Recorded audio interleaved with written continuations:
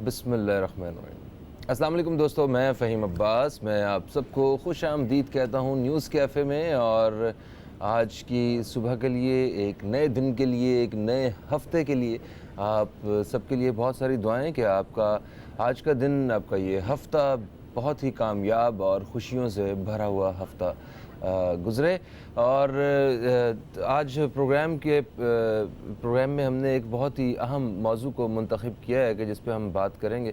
जब बात अभी खुशियों की बात हो रही है तो हम हमारी ज़िंदगियों में कुछ ऐसे पहलू होते हैं, कुछ ऐसे सेक्टर होते हैं जहाँ पे हमारी खुशियाँ कम होती हुई नज़र आ रही होती हैं, और उन खुशियों की वजह से वो एक या दो लोगों के बीच खुशियों की कमी वो पूरे ख़ानदान को मुतासर कर रही होती है। और किसी भी मुआशरे में ख़ानदान बहुत अहमियत का हामिल होता है। ख़ानदान की वजह से अगर ख़ानदान खुश है तो इसको अगर बड़े पैमाने पे देखा जाए तो मुल्क और कौम जो है ये खुश हो सकते हैं।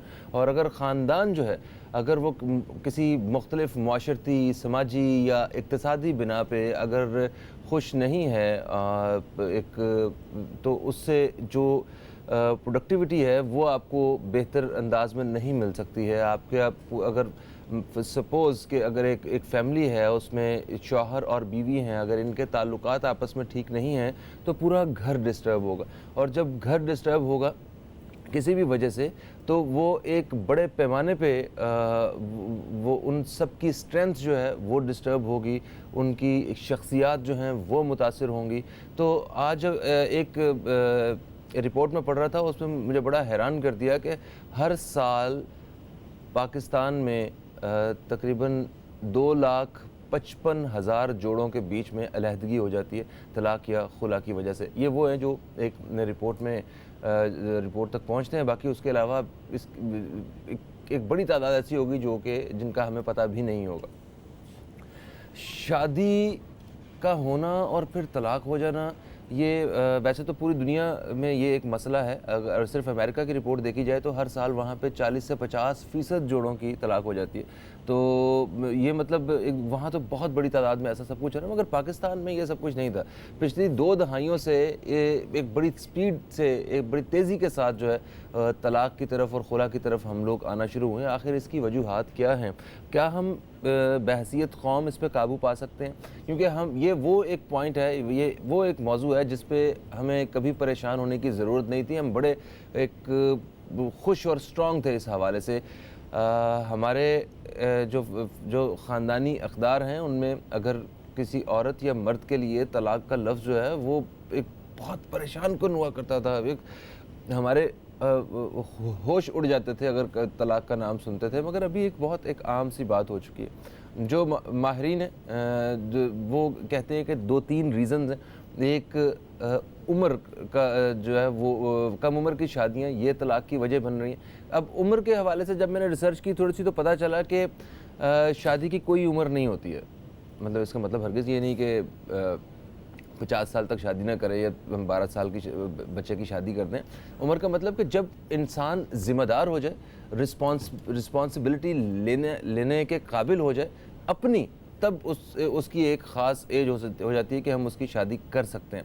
हमारे यहाँ ये होता है कि जो बेचारा सबसे ज़्यादा जो ज़हनी तौर पे तवाज़ुन जिसका ठीक नहीं होता, कहता है जल्दी शादी कर दो ठीक हो जाएगा। मतलब इस तरह की भी हमें जो है वो मिसालें मिलती हैं।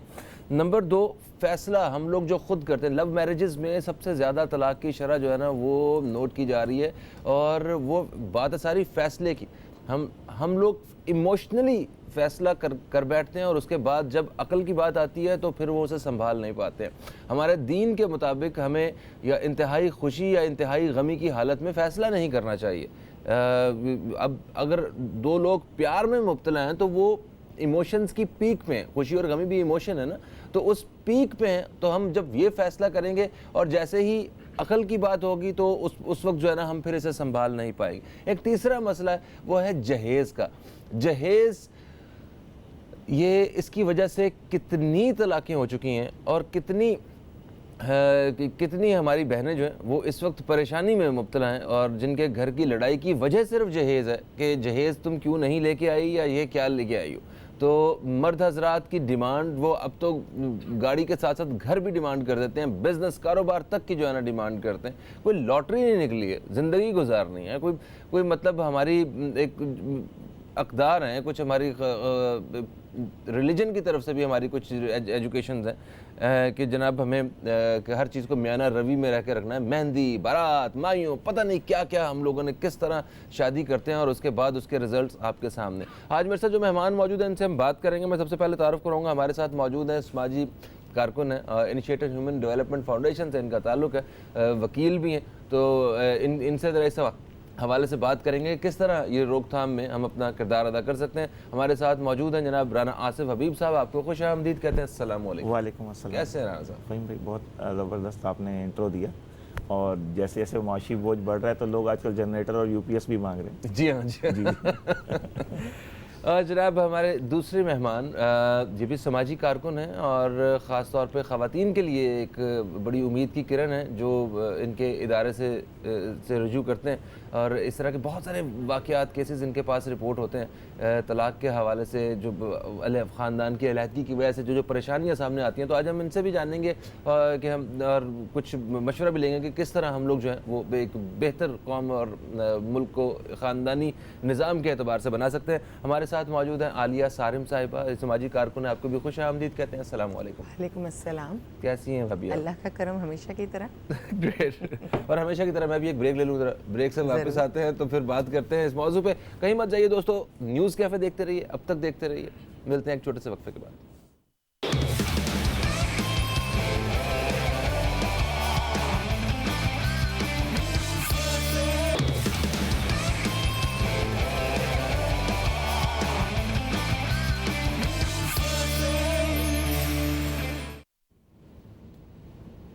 Welcome back. आप देख रहे हैं न्यूज़ कैफ़े, मैं हूं फ़हीम अब्बास और आज हम अपने प्रोग्राम में बात कर रहे हैं तलाक़ और खुला की बढ़ती हुई शरह के हवाले से।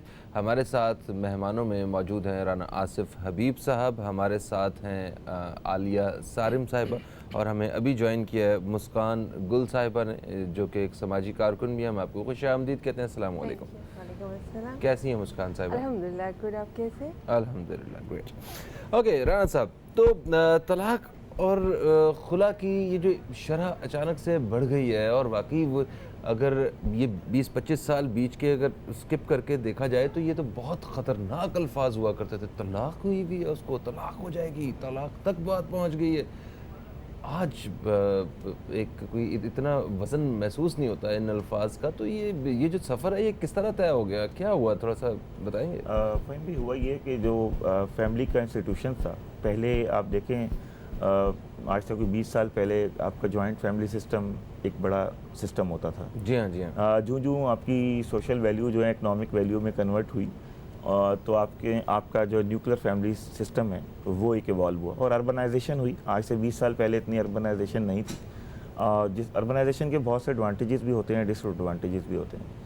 तो जो फैमिली इंस्टीट्यूशंस की नॉर्म्स थी वो चेंज होगी, जो कि एक दूसरे के लिए कुशन होता था, एक लिसनिंग का एनवायरनमेंट होता था, एक रिड्रेसल मैकेनिज़्म होता था। अगर एक दूसरे को किसी से शिकायत है तो वहाँ पे कोई ना कोई रिड्रेसल मैकेनिज़्म इंटरनल तौर पे मौजूद होता था। उसकी जगह ले ली गैजेट ने, कंप्यूटर ने, फेसबुक ने, सोशल मीडिया ने, ट्यूटर्स ने।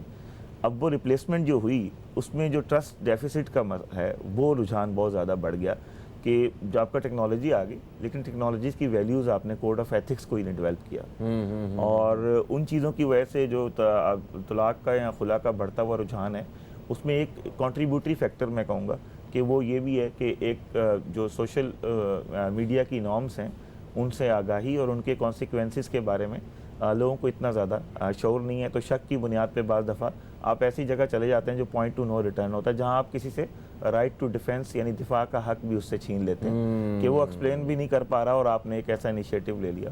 और दूसरी बड़ी वजह यह है कि जो इंसानी हकूक़ पे काम करने वाले हम जैसे इदारे हैं या मीडिया है, 2002 के बाद उन्होंने इतना लोगों को राइट्स के बारे में बता दिया कि पहले जो खातून जुल्म व सितम सहती थी, दब के रहती थी, वो अपना मुकद्दर समझती थी, अपनी किस्मत समझती थी कि एक खूटे से बंध गई हूँ, ज़िंदगी इसी के साथ गुजारूंगी, मैयत मेरी यहीं से उठेगी। जो हमारी पैट्रियार्की ने यानी मर्दों के ताकत के माशरे ने एक निज़ाम बनाया हुआ है कि वो ऐसे ऐसे आपको मज़हब में जुमले मिलेंगे कि बस अब आपकी जो ख़ासतौर पे हिंदुज़म है, जो हमारा माशरा क्योंकि हिंदुज़म से और सिख कल्चर से बहुत ज़्यादा मुतासिर है, और तो हमारे अंदर नॉर्म्स भी उसी तरह की आई हैं कि हम अच्छी जो बीवी हैं, अच्छी खातून की मिसाल वो देते हैं कि जो एक बार जिसकी शादी हुई थी फिर उसकी मैयत वहाँ से निकली, तो उससे अच्छा कोई इंसान नहीं है। बेशक उसे टॉर्चर किया जाता रहा, बेशक उसको बांध के उसके बच्चों के सामने उसकी तजलील करते रही। तो ह्यूमिलेटिंग और इंसल्टिंग बिहेवियर को पहले शायद कल्चर में एक्सेप्टेंस थी, अब कोई किसी की जो तजलील और हतक-आमेज़ रवैये हैं उसको शायद अब उसमें एक्सेप्टेंस माशरे में नहीं आ रही। बिल्कुल सही, बिल्कुल सही। एक कॉलर हमारे साथ है, शामिल करते हैं। अस्सलाम वालेकुम जी, कौन है हमारे साथ? वालेकुम अस्सलाम, मैं कराची से नफीसा बोल रही हूँ। नफीसा साहिबा, आपको हम खुश आमदीद कहते हैं, कैसी हैं, क्या कहेंगी? जी अल्लाह का शुक्र। मुझे अपने बारे में ये कहना था कि मेरी शादी को 22 साल का अरसा हो चुका है, 2 जवान बेटियाँ हैं मेरी। ठीक है। और समझे कि शादी के 2 महीने के बाद ही मतलब इन लोगों ने कहा था कि मेरे बेटे का ये काम है, ये है, वो है। 2 महीने के बाद ही वो काम सारा इन्होंने बंद करके बेरोजगार हो गए, यानी झूठ बोल के उन्होंने शादी की। लेकिन उस वक्त से मैं गुजारा कर रही हूँ। लेकिन अब मैंने जैसे बर्दाश्त की एक हद खत्म हो गई ना, तो मैंने मतलब इनसे खुद ही कह दिया कि हम लोगों में मेमनों में घर सामान होता है। मैंने कहा भाई हमें अब आपके साथ नहीं रहना। मेरे बच्चों ने भी मना कर दिया। मेरी 2 जवान बेटी है, दोनों को पढ़ा लिखा रही हूँ मैं। अब माशाल्लाह एक BTS कर रही है, एक BBA कर रही है। सही है। और माशाल्लाह 3 समझे कि 4था साल है। ये शख्स पता नहीं अपनी अम्मी के घर है, कहाँ है मुझे नहीं पता, लेकिन उसने मेरा खर्चा वगैरह सब बंद किया हुआ है। ठीक है। कहता है मैं रहता नहीं हूँ तो मैं किस सूरत तुम्हें खर्चा दूँ, मैं जिस दिन यहाँ रहूंगा उस दिन से तुम्हें पैसा दूंगा। ठीक है। नफीसा साहिबा मुझे ये बताइए कि ये जो वाकया है सारा, या इस तरह के जितने भी वाकयात हो रहे हैं, इसके पीछे क्या राज क्या है, आखिर वजह क्या है, क्यों ऐसा यहाँ ये सब कुछ हो रहा है सोसाइटी में? बस ये इस वजह से ना कि वालिदैन और मतलब रिश्तेदार सब ये कहते हैं भाई बर्दाश्त करो, बस बर्दाश्त करो, यही होता है। तो मैंने तो शादी की 2 महीने से बर्दाश्त ही कर रही हूँ। ठीक है। यकीन माने मैं शादी से पहले से टीचिंग करती थी, मैंने वो चीज़ छोड़ी नहीं। लोगों ने कहा छोड़ दो, मैंने कहा नहीं, मेरे पास हुनर है, मैं पढ़ी लिखी हूँ, मैं पढ़ाती रहूँगी। आज वही हुनर मुझे काम आ रहा है। मैं और मेरे बच्चे पढ़ा के मतलब समझे कि अपना घर चला रहे हैं। लेकिन ये मैं अब इस आदमी से बिल्कुल तंग आ चुकी हूँ। अब लोग कहते हैं कि भाई बाप नहीं है, शादी कैसे होगी बच्चों की। बिल्कुल सही, हम बात करते हैं, आपके लिए नेक तमन्नाएं हमारी। जी भाभी, इस तरह के वाक़यात अब देखें भरा पड़ा है हमारा मुआशरा, जहाँ मर्दों का ये रवैया, और कभी मर्द भी मजलूम नज़र आते हैं कभी। तो आप इस तरह के वाक़यात क्यों पेश आते हैं? मुझे लगता है कि हम रूहानियत से दूर चले गए हैं और मादा परस्त बहुत ज़्यादा हो गए हैं। और ये किसी एक में नहीं हुआ, ये दोनों ही तरफ हुआ है, औरत मर्द दोनों में। अगर मैं औरत के हवाले से देखूं तो उसने भी अपने अंदर की जो एक रूह है उस पर काम करना छोड़ दिया। अगर मैं मर्द को देखूं तो उसने भी ऐसे ही कर दिया। औरत के हवाले से पहले तैयार किया जाता था किसी बेटी को कि उसने पूरी नस्ल चलानी है। हाँ। उसको वो गुण वो गुर सिखाए जाते थे।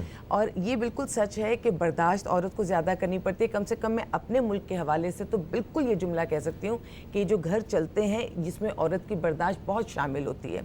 लेकिन फिर मैं एक बात ये कहती हूँ कि अगर महरम के बग़ैर और शौहर के बग़ैर गुजारा नहीं होता तो क्या ज़रूरत है कि एक को छोड़ा जाए। जब आपको सरपरस्त चाहिए ही है तो अल्लाह ने जो नसीब में दिया है कोशिश यही कीजिए कि उसके साथ इज़्ज़त से निभा हो जाए। 2 चीज़ों पे मैं कभी भी कहती हूँ कि घर नहीं बच सकता और औरत को नहीं रुकना चाहिए। अगर वो उसकी इज़्ज़त की हिफाजत नहीं कर सकता और अगर वो उसकी ज़िंदगी की हिफाजत नहीं कर सकता तो उस घर में आप नहीं रह सकते। अगर मैं मर्दों के हवाले से देखूँ तो मैं उसमें ये जानती हूँ कि मर्दों, हमारा पाकिस्तानी मर्द आज भी बहुत बेहतर है। आज भी वो अपने घर वालों को, क्यों हमारे यहाँ ये जो शादी का जो निकाह का बंधन है ये मर्द को आज भी पाबंद करता है। लेकिन उसमें कहीं ना कहीं मसला ये आता है कि मर्द के साथ अगर मैं देखूं कि किसी भी तरह अगर वो अपने नफ्स को कंट्रोल कर सके, अगर किसी भी तरह वो अपनी आंखों को नीचे कर सके, क्योंकि मैं मर्द की उस कैफियत को तो नहीं बयान कर सकूंगी, वो तो कोई मर्द ही बता सकेगा, लेकिन अगर वो किसी तरह इस एक चीज़ को कंट्रोल करे, अपनी निगाहें नीची और अपना नफ्स अपने कंट्रोल में, तो मैं समझती हूँ ये बेहतरीन माशरा हो सकता है। और औरत के ऊपर एक इल्ज़ाम लगता है कि जी उसको शादी के रिश्ते में बंधने के लिए सिर्फ पैसा चाहिए। ऐसा नहीं है। मेरे पास बहुत टूटी हुई औरतें आती हैं। औरत बेसिकली सिर्फ और सिर्फ मोहब्बत चाहती है और औरत का आलम ये कि वो मोहब्बत के पीछे सारी दुनिया छोड़ सकती है। पैसा तो वो तब खामखा अपने आप को खुश कर रही होती है। ये मैं आपको बात बता रही हूँ शादी से बात की। बच्ची को तो बहुत अच्छा बनना संवरना होगा, लेकिन जब आप निकाह के बंधन में बनते हैं ये इतना मजबूत बंधन होता है कि आपको अपने शौहर के अलावा दुनिया में कुछ नज़र नहीं आता। बिल्कुल सही। अच्छा, आप पैसे की आप बात कर रही हैं तो एक ख़ास तबका ख़वातीन में ऐसा भी है जो सिर्फ जिनकी नज़र सिर्फ पैसे पे है कि एक कितना अमीर है और मैंने उससे शादी करनी, जिसमें आपकी कंपैटिबिलिटी, आपकी इमोशनल वो सारी चीज़ें उन्हें नज़रअंदाज करके आप सिर्फ पैसे पे नज़र रखी होती है। और मर्दों की तरफ से भी एक लेकिन इन औरतों से बच के रहिए। ये वो औरतें होती हैं जो आपका तब बना बचूंगा जब बनाया मेरे पास बसा पैसा आएगा बसाया उतना। घर भी तुड़वा देंगे। बिल्कुल सही कह रहे हैं। एक ब्रेक की तरफ बढ़ रहे हैं, ब्रेक से वापस आते हैं तो मुस्कान साहिबा से भी बात करते हैं इसी हवाले से। कहीं मत जाइए, अब तक देखते रहिए न्यूज़ कैफे, देखते रहिए।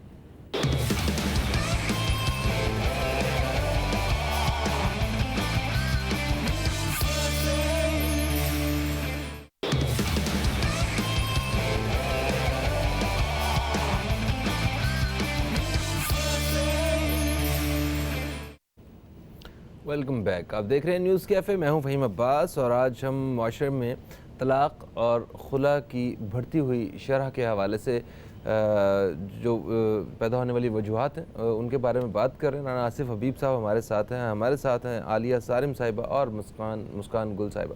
अच्छा, मुस्कान साहिबा, जैसे वक्फे से पहले बात हो रही थी कि जो ख़ानदानी निज़ाम जो है हमारा जब टूटा है उसकी वजह से भी ये तलाक़ की और खुला की शरह जो है ये बढ़ना शुरू हो गई। आप क्या कहती हैं इस बारे में? जी बिल्कुल, इसमें जहाँ हम लोग इसमें फ़ीमेल का ये होता है कि जॉइंट फैमिली सिस्टम है वो सेफ़ फील करती हैं, ठीक है। रिलेशन आपके बिल्ड होते हैं, स्ट्रॉन्ग होते हैं, आपकी कम्युनिकेशन एक दूसरे के साथ ज़्यादा होती है। जबकि आप सेपरेट फैमिली सिस्टम में जब आप अलग होते हैं तो आप पे बहुत सारी रिस्पॉन्सिबिलिटीज़ हो जाती हैं। एक फ़ीमेल को घर भी देखना, बच्चे भी देखना, देन इन और आउट सब चीज़ें देखना होता है। मगर ख़वातीन की भी एक जितनी भी जो पता किया जाए मर्दों से तो वो कहते हैं कि ख़वातीन जो हैं वो उनका कहना होता है, मेरी बीवी कहती है कि मुझे अलग घर लेके दो, मुझे अलग शिफ्ट करो, मैंने नहीं रहना यहाँ पे, मैंने नहीं तुम्हारे माँ बाप के साथ रहना, तुम्हारे माँ बाप के साथ, मेरा घर होना चाहिए, अपना घर होना चाहिए। देखिए, ये तो इस्लाम भी आपको इजाज़त देता है, अल्लाह, ये चीज़ तो आपका राइट है, औरत अपना अलग घर ले सकती है, बिल्कुल ले सकती है, ठीक है। लेकिन उसमें ये होता है कि रिस्पॉन्सिबिलिटीज़ टोटली औरत पे ज़्यादा आ जाती हैं। हाँ। और जॉइंट फैमिली सिस्टम में ये होता है कि आप फॉर एग्जांपल अगर आप कहीं जाते हो तो एटलीस्ट आपके बच्चों को टेक केयर करने के लिए आपकी दादी होती हैं या और कोई रिलेशन आपका ज़रूर होता है घर में जो कि आपके बच्चों को देखता है या आपको गाइड करता है। जब आप मदर बनते हैं तो आपको बहुत सारी चीज़ों पे इस चीज़ की गाइडलाइन की ज़रूरत होती है कि आप अपने बच्चे को किस तरह परवरिश करें, किस तरह उसको देखें। बहुत सारी चीज़ें ऐसी होती हैं जो हमें बुज़ुर्गों का साथ उस वक्त चाहिए होता है, या बहुत सारे फ़ैसले हमें ऐसे करने होते हैं जो हम वक्तन फ़वक्तन अपने बुज़ुर्गों से मशवरा लेते रहते हैं। ये चीज़ मेन इंपॉर्टेंट है। और जहाँ तक सेपरेट है तो वो औरत की अपना डिसीजन होता है कि कहाँ रिलैक्स फील करती है वो। अच्छा, औरत या कितना आप सिक्योरिटी या कितना प्रोटेक्शन आप उसको घर में देते हैं। ये चीज़ें दोनों साइड से होती हैं। सही। अच्छा भाभी, वो बात हमारी एक अधूरी रह गई थी वक्फे पे जा रहे थे हम जब, कि वो एक ख़ास क्लास जो कि शादी जैसे इस रिश्ते को बनाते हुए वो जिनके फोकस सिर्फ पैसे पे होता है, तो जिसमें वो रिश्ते के ऊपर नहीं होता है कि दो इंसान जो रहना है सारी ज़िंदगी के लिए, वो नहीं है, बस पैसा जो है वो कितना किसके पास ज़्यादा है वही ज़्यादा अच्छा कैंडिडेट है शादी का। ज़रा इस बारे में थोड़ा सा बताइए। देखिए, आप यूजुअली देखिए कि जो दूसरी शादियों का रुझान हुआ है, पहली शादी जब होती है तो चाहे वो लड़का या लड़की बहुत से बहुत सिर्फ तालीम उसने हासिल की होती है, तो उस वक्त वो एक दूसरे के साथ बहुत अच्छे होते हैं, बहुत बेहतरीन ज़िंदगी शुरू करते हैं। लेकिन टाइम के साथ साथ दोनों ग्रो करते हैं। अगर दोनों नौकरी कर रहे हैं और अगर आमतौर से अगर शौहर नौकरी कर रहे हैं, तो जब वो किसी ख़ास जगह पर पहुंच जाता है, जब उसके पास स्टेटस आ जाता है, पैसा आ जाता है, तो फिर हमारी सोसाइटी की वो औरतें उसके पीछे पड़ती हैं जो इस सोच की हामिल होती हैं, जिन्हें ऐसा लगता है कि ये एक बिल्कुल मैच्योर मर्द है, अब इसके पास ये स्ट्रगलिंग फेज़ में नहीं है, जैसे ही हम इसके निकाह में आएंगे इसका पैसा भी हमारा हो जाएगा, इसके इख्तियारात भी हमारे हो जाएंगे, इसका नाम भी हमें मिल जाएगा। तो शादी पैसे, नाम, दौलत और उस चीज़ के लिए नहीं करनी चाहिए। शादी करनी चाहिए बहुत प्योरिटी के साथ, जब आपको लगे कि आपको किसी बंदे का साथ देना है, किसी के साथ ज़िंदगी गुजारनी है, उसके बाद। तो पैसे के बाद जब शादियां की जाती हैं तो घर हमेशा उजाड़े जाते हैं और वो औरतें औरतें या वो मर्द कोई भी, जैसे अगर कोई मर्द ये सोच के शादी करे या अपने ससुराल से कहे कि मुझे घर चाहिए, गाड़ी चाहिए, या जिस वक्त वो आता है आपको अंदाज़ा हो जाता है कि ट्रे में देख रहे हैं चीज़ें कितनी सजी हुई हैं, या वो आपकी मॉडल देख रहा है गाड़ी के, आपके घर के हालात देख रहे हैं, आंखों से जायज़े से चीज़ें पता चलती हैं, उसकी फैमिली खामखा पूरा घर विजिट करना चाह रही है, देखना चाह रही है, तो उन चीज़ों से समझ लीजिए कि ये बंदा सही नहीं है। इसी तरह वो औरतें जो आपके ख़ास मकाम पर जाकर आपके साथ लगना चाहती हैं, आपके पैसे, आपके नाम की वजह से, वो भी आपके लिए बाइस इत्मीनान नहीं होंगी।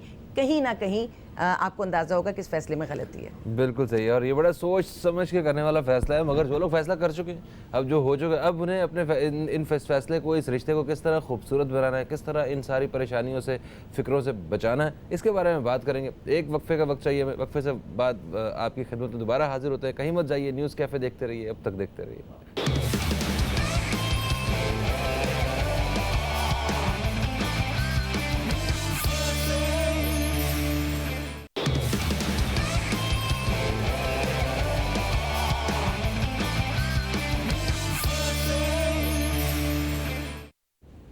वेलकम बैक, आप देख रहे हैं न्यूज़ कैफ़े, मैं हूं फ़हीम अब्बास। अच्छा राना साहब, बात हम कर रहे हैं तलाक़ और खुला के हवाले से, तो तलाक़ की एक बड़ी वजह मर्दों के जहन पे सवार दूसरी शादी का भूत भी है। तो आप क्या कहते हैं, ये दूसरी शादी का भूत क्यों सवार होता है कि बड़े फ़ख्र से कह रहे हैं यार मैं दूसरी शादी करनी है यार मैंने, तो ये इस बारे में क्या कहेंगे? अच्छा, इसमें सारा जो इंसान की सोच है ना, वो माशरा बनाता है। अच्छा, सुदरलैंड एक बड़ा सोशियोलॉजिस्ट था, उसने कहा कि इक्तसाबी अमल सीखने का अव्वल हम आसपास से सीखते हैं। जब वो ड्रामे देखता है, जब वो फिल्में देखता है, जब दोस्तों की पीयर गॉसिप होती हैं कि वो कहते हैं यार जो सेकंड वाइफ है वही तो असल में सुकून है, ज़हनी सुकून आपको देगी, और ये फर्स्ट वाइफ के प्रॉब्लम जो हैं ये आपके तभी ख़त्म होंगे, तो वो दूसरी शादी को एक एडवेंचर की सूरत में, अपॉर्चुनिटी की सूरत में, बल्कि बाज़ दफ़ा तो बड़े बड़े सनतकार को लोग इसको खुफिया तौर पर रखने की कोशिश करते हैं, जो खुफिया नहीं रहती। आप कब कर रहे हैं? कहीं ना कहीं पे आप कब कर रहे हैं? नहीं जी, वो क्या कहते हैं, मैं तो आपको आप समझते हैं कि हम तो बहुत सारे कहते हैं और भी हवादिस में मुब्तला हैं, तो ये हादसा भी एक बड़ा हादसा है। तो कहते हैं वो एक आजकल चैनल पे प्रोग्राम आता है, खतरा आपको ढूंढ रहा है, हाँ। आपने खतरे से कैसे बचना। अच्छा, ये खतरा आप, तो ये है चीज़ें। और फ़हीम भाई, इसमें सबसे बड़ी वजह ये भी होती है कि बाद दफ़ा हम अपनी ज़ाती रंजिशें जो हैं, या अपने ज़ाती काम है, अगर बीवी के भाई को आपके शौहर ने नौकरी नहीं दिलवा पाया, कुछ उसके लिए बेनिफिट नहीं कर पाया, तो बीवी ने अपने अज़दवाजी ताल्लुकात में उसकी वजह बना ली, जबकि वो नौकरी दिलवाना एक सेकेंडरी रिस्पॉन्सिबिलिटी है। अगर वो कर पाता है तो ठीक है, नहीं भी कर पाए तो इसमें या माली मदद या ससुराल वालों को माली कर्जा देना, ये बहुत सारे ऐसे वजूहात होती हैं कि जो आखिर में एक तसादुम का बायस बनती हैं और फैमिली रिलेशन ख़राब होते हैं इससे। और एक इसके साथ साथ आप देखें, ये वजह भी मैंने आपको बताई कि ये एक तलाक़ और खुला की वजह एक ही घर में दो शादियों का होना भी होता है, कि अगर एक बहन से किसी भाई की डाइवोर्स हो जाए तो ख़ानदान वाले सब बैठते हैं और वह कहते हैं इसके ख़ानदान को सज़ा देने के लिए अब तुम भी इसको तलाक़ या दो, क्योंकि वो शायद समझ रहे होते हैं कि शायद इससे हम उनको ज़हनी तौर पर आपको बेलज़्ज़त गुनाह जैसे हम कहते हैं। हालांकि दोनों घर बहुत अच्छे रह रहे होते हैं। तीसरा, सिटकॉम जो आजकल ड्रामे हैं वो ऐसा रुझान माइंड मेकअप कर रहे हैं कि वो हर ड्रामे के अंदर 2-3 शादियाँ तो दिखा के उनकी कोई 15-20 किस्तें तो चल जाती हैं। जी हाँ, ये रुझान जो है मैरिटल अफेयर्स जो है, ये बहुत बड़ा सब्जेक्ट है इनके लिए, और बहुत बड़ा। क्या हमारे मुल्क में सिर्फ यही हो रहा है? और ये तो मतलब एजुकेशन का एक बहुत बड़ा मीडियम है, आप एजुकेट कर सकते हैं कौम को। हम तो पकड़ के उन्हें पता नहीं कौन से सेक्टर पहलू दिखाए जा रहे हैं। अच्छा, कॉलर हमारे साथ है, वापस आते हैं तो इन ड्रामा के ऊपर ज़रा तफसील से बात करते हैं कि आप लोग क्या समझते हैं और इनसे कितने असरात जो है ना वो सामने आते हैं। अस्सलाम वालेकुम जी, कौन है हमारे साथ? जी मैं, हेलो जी जी, आप टीवी का वॉल्यूम अगर प्लीज बंद करेंगी तो हमारी बेहतर अंदाज में बात हो सकेगी। जी, कानून ने टोपी हकूक औरत को दिए हैं, इसलिए खुला की शराब बढ़ गई है। कोई ठीक है, हमें आपकी कॉल ड्रॉप करनी पड़ी है क्योंकि आपने टीवी का वॉल्यूम जो है उसको कम नहीं किया। इन्होंने लॉ की बात की ना, 2006 का जो लॉ है, अब जो वुमेन प्रोटेक्शन का लॉ है, उसमें अगर शौहर की शक्ल भी अगर आपको नहीं पसंद तो आप खुला ले सकती हैं, कोई रीज़न की ज़रूरत नहीं है। आप इतना सा कह दें कि मुझे तो शक्ल तो शादी के 2-4 सालों बाद ऐसे बुरी लगनी शुरू हुई थी। जी, वो सारी बात है जो फिजिकल है। इतना प्यारा रिश्ता है, शक्ल कैसे बुरी लग सकती है? बात यह है कि कई दफ़ा आसपास के लोग तबाही फैलाते हैं। एक बात जो मैं कहना चाहूँगी कि मियाँ बीवी एक दूसरे का लिबास और एक दूसरे के लिए इनके बीच में जब भी कोई तीसरा आएगा, जब भी, चाहे मर्द आ जाए तीसरा या औरत आ जाए, ये रिलेशन दूर हो जाएगा या ख़त्म हो जाएगा।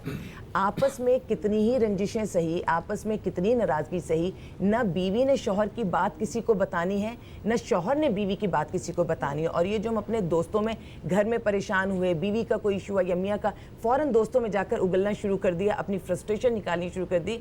तो याद रखिएगा कि इस दुनिया में ये जो आज का दौर चल रहा है, सब अपनी अपॉर्चुनिटी देखने की कोशिश में होते हैं। जो ही आप ऐसी बातें करेंगे, दोस्त आपको गुमराही करेंगे। ये वो दौर नहीं रहा कि आपको अच्छे दोस्त मिलेंगे। अगर बीवी बात कर रही है, गॉसिप कर रही है अपनी दोस्त से, तो फ़ौरन कहेगी छोड़ दो इसको, इससे बेहतर अपॉर्चुनिटी मैं तुम्हें देती हूँ। इसी तरह अगर शौहर अपनी बीवी की कोई बुराई करेगा, दोस्त उसको फ़ौरन दूसरी शादी का रास्ता दिखाएंगे कि इसको छोड़ो। और एक चीज़ और भी है, बाज़ दफ़ा मर्द ये सोच के भी दूसरी शादी करते हैं कि मैं अपनी पहली बीवी को सबक सिखाता हूँ, या अगर कोई रंजिश दिल में, और ये आम तौर से शौहर नहीं कर रहा होता, जब वो अपनी बातें लेके दोस्तों में जाता है तो ये मशवरे आमतौर से, जैसे भी भाई ने कहा, ये मशवरे दोस्त कहते हैं कि तुम एक एडवेंचर करो और देखो तुम्हारे हालात बेहतर होंगे। लेकिन हालात इस तरह बेहतर नहीं होते। हालात सब्र से, सुकून से, मुकाबला करने से और अल्लाह पर तवक्कल करने से हल होता है। बेशक बेशक। ऐसा एक वक्फे का वक्त फिर से आन पहुंचा, वक्फे से वापस आते हैं तो मुस्कान साहिबा से भी बात करते हैं, और ख़ास तौर पे ये टीवी ड्रामास जो हैं, इनकी वजह से घर कितने मुतासिर होते हैं और किस तरह हम इस मीडियम को अपनी खुशियों का ज़रिया भी बना सकते हैं, इस बारे में भी बात करेंगे। कहीं मत जाइए, अब तक देखते रहिए न्यूज़ कैफ़े, देखते रहिए।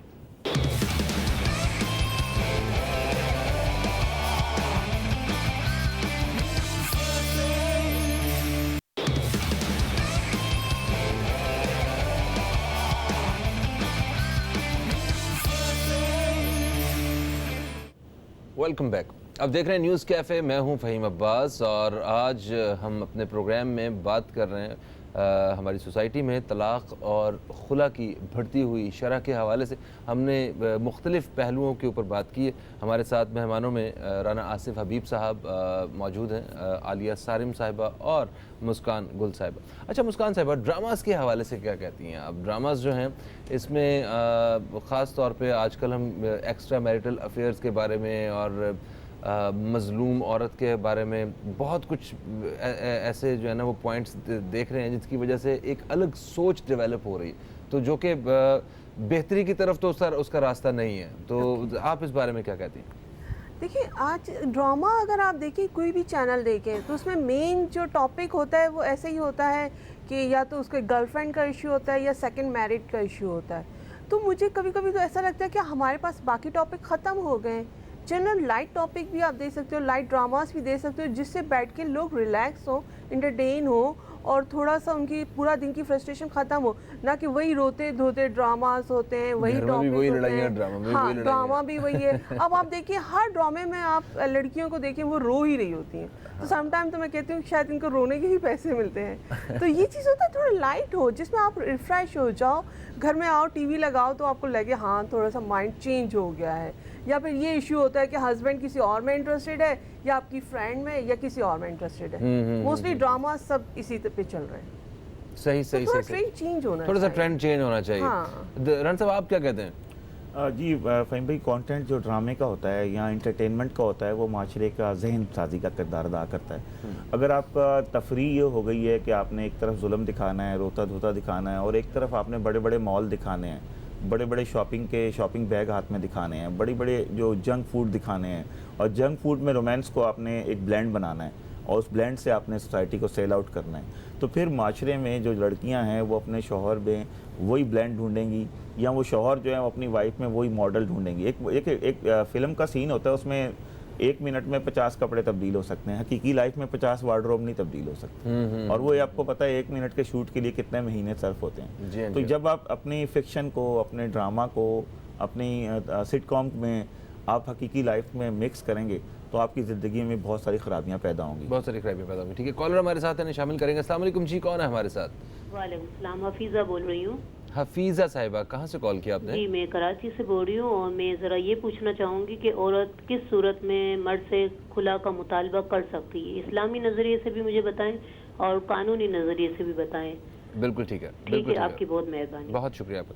कानूनी नुक्ता नज़र क्या है, ज़रा वो बता दीजिए, फिर ज़रा भाभी से पूछते हैं इस हवाले से। जी, अगर कानून के लिहाज से देखें तो अगर कोई खातून है और वो अपने शौहर की उसको शक्ल भी पसंद नहीं है, और कोई ऐसी दलील की ज़रूरत नहीं है कि कोई वजह हो वो खुला के लिए, क्योंकि किसी इंसान को ज़बरदस्ती हब्स बेजा में बग़ैर उसकी रजामंदी के कानून रखने की इजाज़त नहीं देता, हालात किसी भी तरह के हों। तो वो अदालत से रुजू कर सकती है और 6 माह के दरमियान अदालत की ज़िम्मेदारी है कि उसको खुला जो है वो ग्रांट करे, और उसके बाद उसे यूनियन काउंसिल में जाकर अपनी इसकी जो भी इसकी डिग्री होगी उसको रजिस्टर कराना होगा, ताकि ये एक मुस्तनदशुदा जो है डेटा की सूरत में उसके पास एक हक आ जाए और वो तनसीख़ निकाह का मरहला जो है कंप्लीट हो जाए। ठीक है, वो पैमाना बताइए क्या होना चाहिए कि जिससे ये अंदाज़ा लगाया जा सके कि जो खुला की डिमांड की जा रही है या तलाक़ की डिमांड की जा रही है ये बिल्कुल इस वक्त जायज़ है? देखें, अखलाकियात जो है वो जायज़ नाजायज़ की बात करती है। कानून भी, मैंने आपको कानूनी पहलू बता दिया कि कोई भी वजह ना हो फिर भी मिल सकती है। ठीक है। और जो अखलाकियात के लिहाज से अगर हम देखें तो जहाँ ऐसा मरहला आ जाए कि आपके ऊपर तशद्दुद इस कदर हो रहा हो कि आपको अपनी जान बचाना भी मुश्किल हो, ठीक है, या आपकी इज़्ज़त की हिफाजत करने में आपका शौहर जो है वो नाकाम हो रहा हो, तो फिर वो मैं समझता हूँ ऐसी स्टेज आती है कि अब आप समझ लें कि अपनी जान बचाने के लिए, ख़ुदकुशी इस्लाम में हराम है, अपनी जान बचाने के लिए आपने उससे अलहदगी इख्तियार करनी है ताकि उस तशद्दुद को रोका जा सके, उस चीज़ को रोका जा सके। सही जी भाभी। मैं अगर इस्लामिक एंगल से बात करूँ तो मैं यहाँ से बात शुरू करूँगी कि अल्लाह ताला ने तलाक़ की इजाज़त दी, लेकिन उसने कहा मेरा सबसे ज़्यादा नापसंदीदा अमल है ये। ठीक है। अगर आपने किया, अगर मैं दूसरी शादी की तरफ बात करूँ तो अल्लाह कहता है कि तुम्हें 2-2, 3-3, 4-4 की इजाज़त दी, अगर तुम इंसाफ कर सकते हो, और अगर नहीं कर सकते हो तो सब जानते हैं कि आधा धड़ अपाहिज और जो भी सज़ाएँ अल्लाह ताला ने वाले से रखी हैं। हमें कभी भी किसी भी अमल में अपने दिमाग में, क्योंकि हम मुसलमान हैं, हमें वो अहकामात रखने हैं जो अल्लाह ने कहा है। कानूनी तौर पे तो देखिए औरत को कवानीन इतने सारे मिल जाएंगे कि उसको बहुत सारी चीज़ें लगेगी बहुत आसान है, लेकिन अगर मैं वेस्ट में भी जाकर देखूं वहाँ औरत को ना जाने वो हुकूक भी दे दिए गए जो उसको शायद नहीं चाहिए थे, लेकिन क्या वो हुकूक मिलने के बाद वो औरत नॉर्मल हो गई?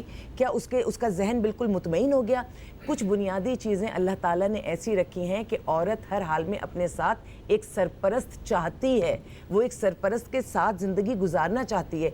मियाँ बीवी का रिलेशन इतना खूबसूरत है। मैं तो बच्चियों को या ख़वातीन को एक बात ये कहूँगी कि वो जो है ना परवीन शाकिर का कि वो लौटा तो मेरे पास ही आया, बस यही एक बात अच्छी है मेरे हरजाई की। तो वो ख़वातीन अपने आप को मजबूत रखें। हाँ, ये ज़रूर मैं एक बात कहूँगी कि औरत को एम्पावर होना चाहिए, उसको अपने पैरों पे खड़ा होना चाहिए, ताकि वो फेस जितनी देर में वो मर्द दुनिया की सैर कर कर वापस आएगा उतनी देर में औरत किसी गलत ट्रैक पर ना चली जाए। वो अपने आप को संभाल के रखे, जिसमें सबसे इम्पॉर्टेंट जो पहलू होता है वो पैसों का होता है। हमारी सोसाइटी में 2 तरह की औरतें हैं। एक वो औरतें जो पढ़ी लिखी है, शादी के बाद जॉब करती हैं, वो बहरहाल किसी हद तक स्ट्रॉन्ग इस मद में होती हैं कि अगर मियाँ कोई ऐसा काम करता है तो वो अपनी पोजीशन पे अपने बच्चों को संभालती हैं। शेल्टर अच्छा, ऐसी औरतों की लड़ाई झगड़ों जो घरेलू लड़ाई झगड़ों की शरह जो है ना वो भी कम रिपोर्ट की जाती है।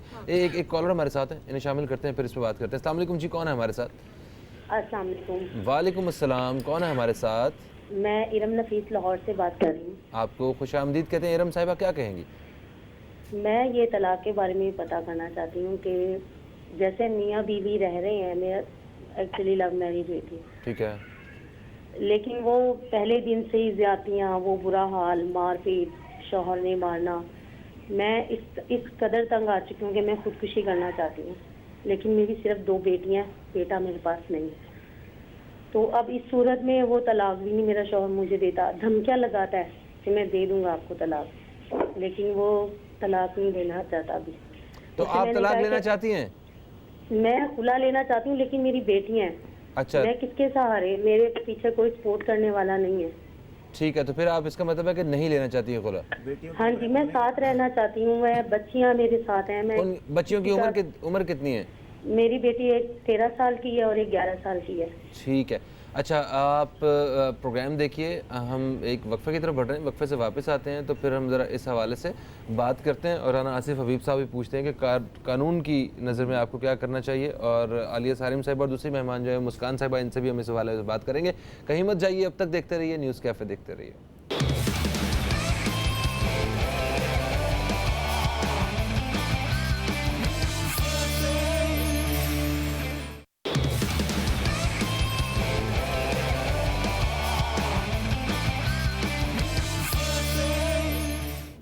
Welcome back. आप देख रहे हैं न्यूज़ कैफ़े, मैं हूं फ़हीम अब्बास और आज हम अपने प्रोग्राम में बात कर रहे हैं माशरे में तलाक़ और खुला की बढ़ती हुई शरह के हवाले से। आप दोस्तों की कॉल्स का सिलसिला भी जारी है। अभी कुछ देर पहले बात हो रही थी ड्रामास के हवाले से कि हम ड्रामास में वो सब्जेक्ट्स नहीं दिखा पा रहे हैं जिससे हम किसी को इस पूरे मुआशरे को एजुकेट कर सकें, मगर इसके साथ साथ जो है वो कुछ इस्लाही पहलू भी होते हैं। शायद इतने ज़्यादा ड्रामास की वजह से वो नज़रअंदाज हो जाते होंगे। हमारे साथ एक टीवी के बड़े माशाल्लाह काबिल डायरेक्टर हैं टीवी ड्रामास के, मोहसिन मिर्ज़ा साहब, वो हमारे साथ लाइन पे हैं। ज़रा इनसे इनकी राय भी लेते हैं। अस्सलाम वालेकुम मोहसिन भाई, कैसे हैं आप? जी वालेकुम सलाम, क्या हाल है फ़हीम, खैरियत से आप? मैं बिल्कुल ठीक ठाक हूँ। ये बताइए कि ये ड्रामास में एक्स्ट्रा मैरिटल अफेयर्स ये इतने ज़्यादा देखने को क्यों मिलते हैं हमें? सच बताऊं? सच बताइए आज।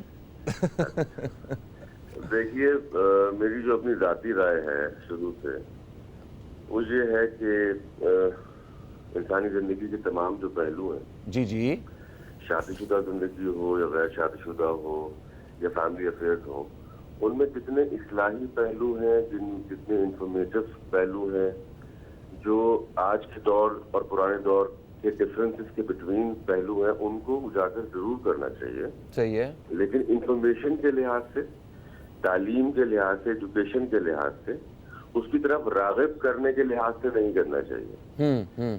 मैं अक्सर इस बात के ऊपर बहस कर बैठता हूँ कि बहुत सी दुनिया में, फिल्मों में, ड्रामों में, पाकिस्तान में भी, पाकिस्तान से बाहर भी बहुत सारी ऐसी नेगेटिव चीज़ों को बेस बना के मूवीज या ड्रामास बनाए जाते हैं और उसके आखिर में जाके 2 सीन में उनका वाइंड अप पूरा दिखाया जाता है। मैं उसके काफी खिलाफ होता हूँ कि आपने पूरा टाइम तो उसको दिखा दिया कि वो बड़ा रहा है, वो स्ट्रांग रहा है, जी जो जी गलत था।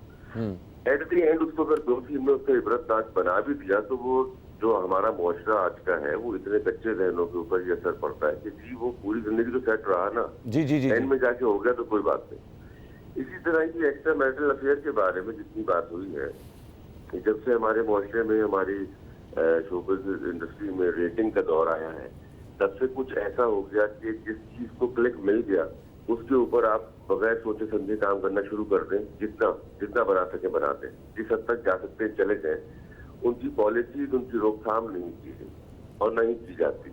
सही। मैंने अपने ड्रामों में 2-3 बार इन पहलुओं के ऊपर बात, इन टॉपिक पे मैंने ड्रामे बनाए, तो मेरी हद इम्कान कोशिश यही रही कि जहाँ पे तलाक के हवाले से बात आ रही है या ऐसी कोई शरत, तो सबसे बात है हमारे जो आलिम है उनसे हम मशवरा लें, उनसे फतवा लें कि हम जो चीज दिखा है उनमें 2-3 या 4 उनकी राय है, उससे कहीं गलत तशहीर ना हो जाए, किसी चीज की गलत एजुकेशन ना चली जाए। सही। अच्छा, तो मोहसिन भाई देखें, जो मकसद हमारा है वो ये है कि क्या हम इन ड्रामा से ये जो तलाक और शरह की बढ़ती हुई जो एक तलाक और खुला की जो बढ़ती हुई शरह है, इसको रोक सकते हैं ड्रामा की टीवी मीडियम के ज़रिए, या हम इसको और ज़्यादा हवा दे रहे हैं? मैं सिर्फ ये पूछना चाह रहा हूँ। देखिए, मेरी बिल्कुल इसके बारे में राय है कि हम इसको हवा दे रहे हैं। अच्छा, हवा दे रहे हैं, ठीक है। हम इसको रोकथाम नहीं कर रहे, हम इसको ये एजुकेट नहीं कर रहे कि ये है या ये नुकसानदेह है या इसमें सब्र या पेशेंस का अमल दिया जाए या इंसानियत सिखाई जाए, बल्कि हम इसको हवा दे रहे हैं, इसको बहुत इजी दिखा रहे हैं।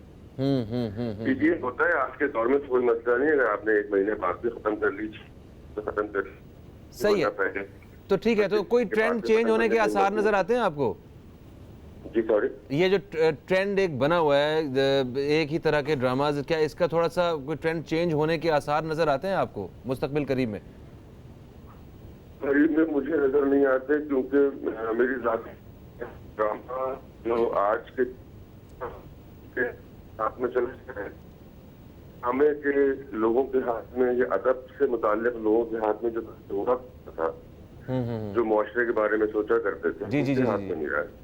जी जी, बिल्कुल सही, बहुत बहुत जी जी, ठीक, बहुत शुक्रिया मोहतरम, बहुत शुक्रिया। ये वाकई वो इशफाक अहमद साहब और बानो कुदसिया, वो इस तरह के नाम जो है अचानक मेरे जहन में आए कि जब ये ड्रामा लिखेंगे तो वो कुछ और ड्रामा होगा। उनका एक ड्रामा है माया और मॉनसून, जी, ये जी। हमारे आज टॉपिक के लिए बड़ा इंपॉर्टेंट है कि वो एक बड़ा अच्छा राइटर लड़का होता है, उससे मोहब्बत करती है यूनिवर्सिटी की लड़की और बहुत बड़ा घर छोड़ के आती है। जब वो कहता है लोटा लो और पानी लेके आउटसाइड अटैच बात नहीं है, तो वो कहती है आज से रिश्ता खत्म हो गया। तो ये ऐसे बहुत सारे केसेस हमारे पास जी आ जी रहे जी हैं। सर, एक वक्फे का वक्त फिर से आन पहुंचा है, वक्फे के बाद वापस आते हैं। तो इरम साहिबा ने कॉल की थी हमें लाहौर से, उनके केस के हवाले से बात करेंगे। कहीं मत जाइए, अब तक देखते रहिए न्यूज़ कैफे, देखते रहिए।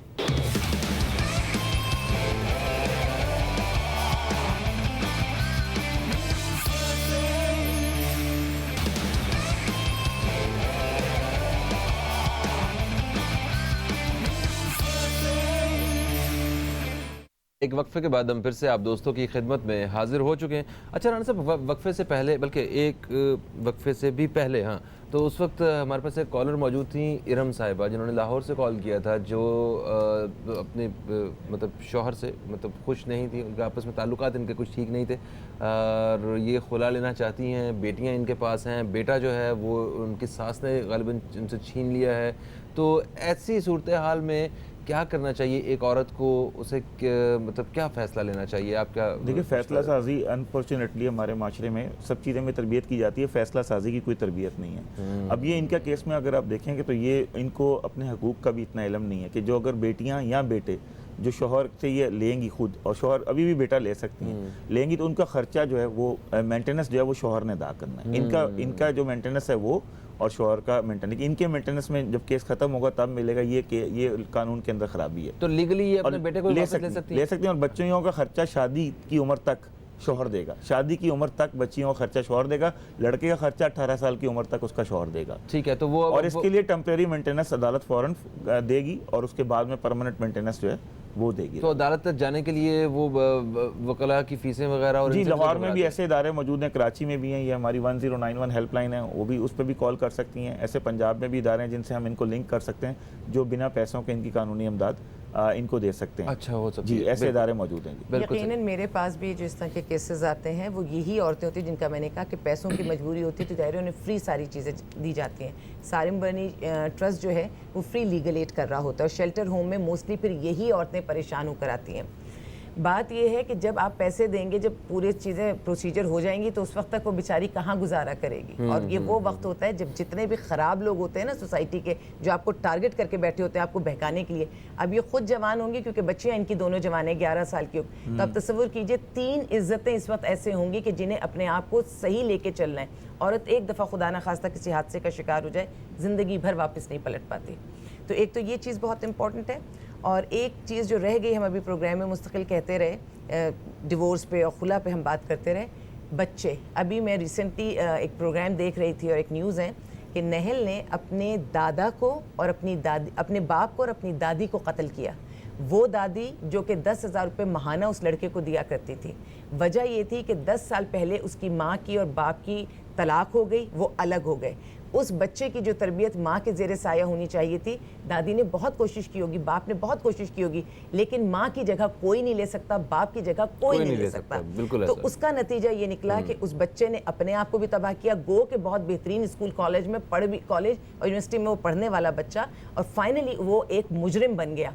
और वो बाप जिसने वो इंस्टीट्यूट तोड़ दिया था किसी भी वजह से। तो मैं एक रिक्वेस्ट ये करना चाहूँगी कि अगर हम चाहते हैं कि हम अपने बच्चों को बेहतर कर लें और उन्हें मुजरिम और मुलजिम ना बनाएं, तो किसी ना किसी तरह आप अपने बच्चों की खातिर इज्जत के साथ, तरीके के साथ, और ये आर्टिफिशियल नहीं कि एक दो मुस्कुरा रहे हैं, बच्चे बहुत स्मार्ट हैं, वो सारी चीज़ें फील करते हैं। वरना उस मर्द का या उस औरत का बुढ़ापा भी बहुत बुरा गुजरता है जिन्होंने अपने बच्चों की तरबियत अच्छी ना की। बिल्कुल सही कह रहे हैं। अच्छा मुस्कान जी, आप ये बताइए कि वो फैमिलीज़, वो घर जहाँ इस वक्त मतलब मोहब्बत जो है वो ख़त्म हो चुकी है, प्यार मोहब्बत रिश्ते जो हैं बड़ी मुश्किल से चल रहे हैं, तलाक और खुला के रास्ते पे जो है वो रिश्ते पड़ चुके हैं, तो उनको किस तरह मतलब इन सारे मामलात से निकल के अपने घर में जो है ना वो एक खुशहाली पैदा करनी होगी, तो उसके लिए वो कौन सी प्रैक्टिसेस हैं जो आप समझती हैं कि जो ज़रूरी हैं? देखिए, जैसे कि अभी डिस्कस किया, बहुत अच्छा लगा कि हम लोग रूहानियत से और इस्लाम से जब दूर हो गए,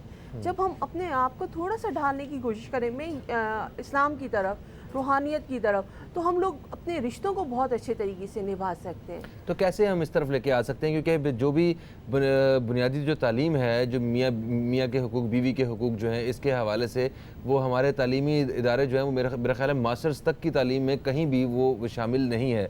तो माँ बाप भी जो हैं वो शादी से पहले वो कैसे वो नहीं बताते, कोशिश नहीं करते हैं कि जनाब बताया जाए कि ये आपकी बीवी जो आएगी उसके ये हुकूक हैं औरत के, या आपका जो मर्द है उसके ये हुकूक हैं, या आप पे ये फ़राइज़ हैं। तो कैसे हम जा सकते हैं? पेरेंट्स भी बहुत बड़ा रोल करते हैं, चाहे वो बीवी की साइड से हो या हस्बैंड की साइड से हो। पेरेंट्स बहुत बड़ा रोल अदा करते हैं। माँओं को, ख़ास तौर पे मैं लड़कियों की माँओं को ये कहना चाहती हूँ कि वो अपनी बेटियों को बर्दाश्त करने का और रिश्ते निभाना सिखाएं, ना कि ये ना सिखाएं कि नहीं उसने ऐसा किया तो तुम आगे से ऐसा करो। तुम बर्दाश्त भी तो कर सकती हो, सब्र भी तो कर सकती हो। हमारी मदर ने हमें कभी ये नहीं कहा कि तुम वीकली आओ। मेरी मदर कहती है साल में एक दफ़ा आओ, अपने घर को टाइम दो, अपने बच्चों को टाइम दो। आप लोग अपने घर में खुश हो तो माएँ खुश है। तो दिल तो उनका करता ही होगा ना कि आप वीकली आए, मगर वो खुद कहती होंगी कि ठीक है आप साल में एक दफ़ा आओ, अपने घर को टाइम दो। पता है कि बार बार मेके आने से घर नहीं बसते। वो हमेशा कहती है कि लड़कियों की इज्जत उसके ससुराल से होती है, मेके से कभी इज्जत नहीं होगी आपकी। और बच्चे जो हैं जी। खुदा के लिए उनको पार्टी ना बनाएं। बच्चे को माँ बाप अलग अलग नहीं चाहिए होते। ना बच्चे को दूसरा बाप चाहिए, ना बच्चे को दूसरी माँ चाहिए। उन्हें अपने ही माँ बाप चाहिए और इकट्ठे चाहिए, साथ चाहिए। और उनको ढाल ना बनाए। बच्चों को कई केसेस में मैंने देखा ढाल बना के उन बच्चों का नुकसान किया जाता है। बिल्कुल ऐसा, उनके वालिद के खिलाफ या किसी एक स्पाउस के खिलाफ उनके जहनों में जहर भरा जाता है, जो जहर किसी न किसी जुर्म का इर्तिकाब होता है। बच्चे पार्टी नहीं है, बच्चे दोनों के हैं और वो दोनों को साथ देखना चाहते हैं। बिल्कुल ऐसा। Thank you so much Rana साहब, आलिया भाभी और मुस्कान जी, आप तीनों का बेहद शुक्रिया। इस मौजू पे वैसे मेरा ख्याल है कि जितनी भी बात हुई उसका हासिल ये है कि हमें ये जितने तलाक़ और खुला के जो मसाइल हैं ये किसी भी मसले के हल नहीं हैं। ये और संगीन मसाइल की तरफ आप जा रहे होते हैं और बच्चे मुतासिर हो रहे होते हैं। बड़े जो हैं उनको अपना किरदार अदा करने की ज़रूरत है। उन्हें दोनों को समझाने की और किसी भी तरह इस तरफ लेके आने की ज़रूरत है कि वो ना तलाक़ का सोचें, ना खुला का सोचें। घर बना कर रखें और ख़ानदान की खुशहाली उनके पूरे आगे आने वाली नस्लों के लिए जो है वो एक बेहतरीन असरात छोड़ के जाती है। फ़हीम अब्बास को और न्यूज़ कैफ़े टीम को दें इजाज़त। आप दोस्तों से इंशाअल्लाह फिर मुलाकात होगी। तब तक के लिए खुदा हाफ़िज़। पाकिस्तान ज़िंदाबाद।